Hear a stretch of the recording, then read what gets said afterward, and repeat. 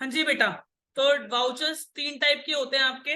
सबसे पहला होता है डेबिट वाउचर्स, सेकंड होता है क्रेडिट वाउचर, और थर्ड होता है डेबिट एंड क्रेडिट वाउचर, मतलब जिसमें दोनों ही आएंगे। ठीक है, हमें बस पेपर में देखो फॉर्मेट लर्न करना आपका काम है। फॉर्मेट आप एक बार देख सकते हो, इलिस्ट्रेशन नंबर 1 में डेबिट वाउचर बना हुआ है। एक तरफ रहेगी रिसिप्ट, वाउचर नंबर, कंपनी का नाम, उसके बाद आपका दिल्ली आ जाएगा, कोलकाता आ जाएगा, जो यहाँ पे भी आपका स्टेट है। उसके बाद आपका डेट आ जाएगी, अमाउंट आ जाएगा, डेबिट आ जाएगा, परचेज आ जाएगी, ब्रैकेट में ट्रांजेक्शन आ जाएंगी, अमाउंट आ जाएगा, जो आपके स्टैंप और सिग्नेचर आ जाएंगे मैनेजर के, और स्टैंप और सिग्नेचर आ जाएंगे अकाउंटेंट के, रिसिप्ट के अंदर रिसिप्ट की स्टैंप आ जाएगी, और कितना पैसा रिसीव हुआ ये आ जाएगा। ये फॉर्मेट आपको लर्न करना है। फॉर्मेट के अलग से नंबर होंगे, फॉर्मेट गलत होगा तो वाउचर के नंबर आपको नहीं मिलेंगे। ठीक है, तो वाउचर आप जो आपका जो फॉर्मेट है वो कभी गलत नहीं होना चाहिए। ठीक है, देखो इसमें लिखे following transactions are the took place in the Prabhat Electric Limited, और हम बना रहे हैं यहाँ पे वाउचर्स। अभी यहाँ पे क्वेश्चन में लिखा हुआ है कि डेबिट वाउचर बनाना है, लेकिन जब आप पेपर एग्जामिनेशन हॉल में बैठोगे तो आपको नहीं बताएगा कि वाउचर कौन सा है, डेबिट है कि क्रेडिट है। तो पहले आप ट्रांजेक्शन पढ़ो।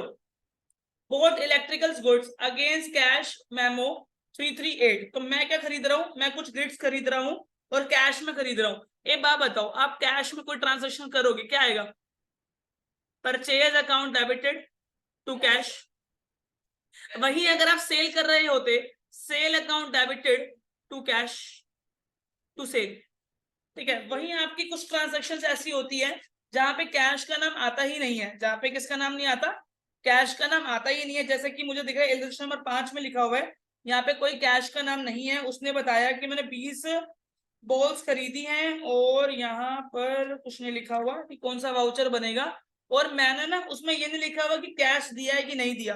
तो जहां आपने कैश नहीं दिया तो वहां आप क्या लिखोगे, कस्टमर का नाम, डेटर अकाउंट डेबिटेड टू क्या लिखोगे, सेल अकाउंट।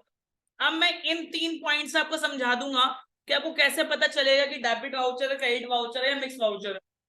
अगर बेटा आपका क्वेश्चन ये है कि परचेज करिए कैश के अंदर, आपको वाउचर चैप्टर में कुछ नहीं करना, बस कैश को छुपा दो, और हम ये कैश को छुपा दो, भूल जाओ कि यहाँ पे कैश है भी सही। क्या भूल जाओ कि कैश यहाँ पे है भी सही। अब अगर यहाँ पे कैश नहीं है तो बताओ आपको क्या दिख रहा है, सिर्फ परचेज, और परचेज कौन है, इसका मतलब ये पहला वाउचर किसका बनेगा, डेबिट वाउचर। अगर ट्रांजैक्शन ऐसे लिखी है, purchase of goods in cash, ठीक है, purchase of asset in cash, कुछ भी हो, तो अगर परचेज आ रहा है तो मुझे पता टू कैश होगा। आपको चैप्टर में क्या भूलना है, बस कैश नहीं है। क्या भूलना है, कैश नहीं है, कैश को हटा दो, जो ट्रांजेक्शन आपको दिख रही हैं उसी टाइप का वाउचर आपका क्रिएट होगा। जैसे कि सेकंड वाले में मैं बोलता हूँ सेल, तो बेटा ये बात बताओ, अगर सेल हम बोल रहे हैं तो सेल के अंदर क्या होगा, से cash account debit to sale account होगा।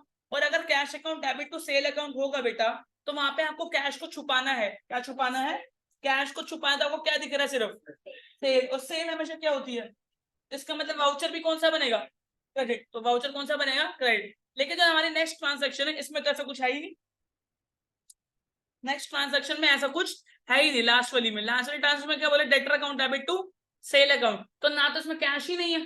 तो अगर कैश ही नहीं है तो ना तो डेबिट वाउचर बनेगा ना तो क्रेडिट वाउचर बनेगा। कौन सा वाउचर बनेगा, लास्ट वाला, जो डेबिट और क्रेडिट दोनों वाउचर होते हैं वो वाला वाउचर बनेगा यहाँ पर। बात समझ आ गई। तो इलस्ट्रेशन नंबर 1 में पढ़ो अब second point, paid wages for the month of debtor, December. तो अगर मैं दिसंबर के मैं क्या दे रहा हूँ, वेजेस दे रहा हूँ, क्या एंट्री होनी चाहिए बताओ, वेजेस अकाउंट डेबिट टू। तो वाउचर चैप्टर में मुझे क्या भूलना होता है, कैश, कैश भूल जाओ। तो बताओ क्या दिख रहा है, और क्या दिख रहा है, डेबिट। इसका मतलब कौन सा वाउचर बनेगा, डेबिट वाउचर, याद रहेगा।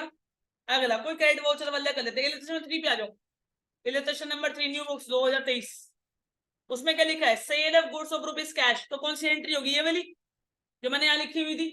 तो क्या भूल जाओ, कैश भूल जाओ, क्या भूल जाओ, क्या दिख रहा है, सेल। तो सेल हमेशा क्या होती है, तो देखो क्रेडिट वाउचर बनेगा। कौन सा वाउचर बनेगा, क्रेडिट। ऊपर लिखा होगा, सिर्फ नंबर आपके इसी वाउचर के हैं कि आप क्या वाउचर को पहचान पा रहे हो कि डेबिट वाउचर बनेगा कि क्रेडिट वाउचर बनेगा। आधे नंबर तो इसी के ही है। अगर आपको ये पता चल गया कि डेबिट वाउचर क्रेडिट वाउचर, उसके बाद आप फॉर्मेट बना ही लोगे। बात समझ आ रही है। अगला क्वेश्चन पढ़ो, सोल्ड गुड्स सोल्ड और टाइपराइटर ₹4 कैश। तो अगर ऐसी ट्रांजेक्शन तो क्या लिखोगे, टाइपराइटर टू, नहीं, cash account debit to typewriter. Cash account, क्योंकि पैसा आएगा ना, आप अगर टाइपराइटर को बेचोगे तो cash account debit to typewriter, तो क्या भूल जाओ, कैश भूल जाओ, क्या दिख रहा है, टाइपराइटर, तो टाइपराइटर क्या हो रहा है, क्रेडिट, तो कौन सा वाउचर बनेगा, क्रेडिट वाउचर। लिखा है, मुझे दिख नहीं रहा कौन से पॉइंट।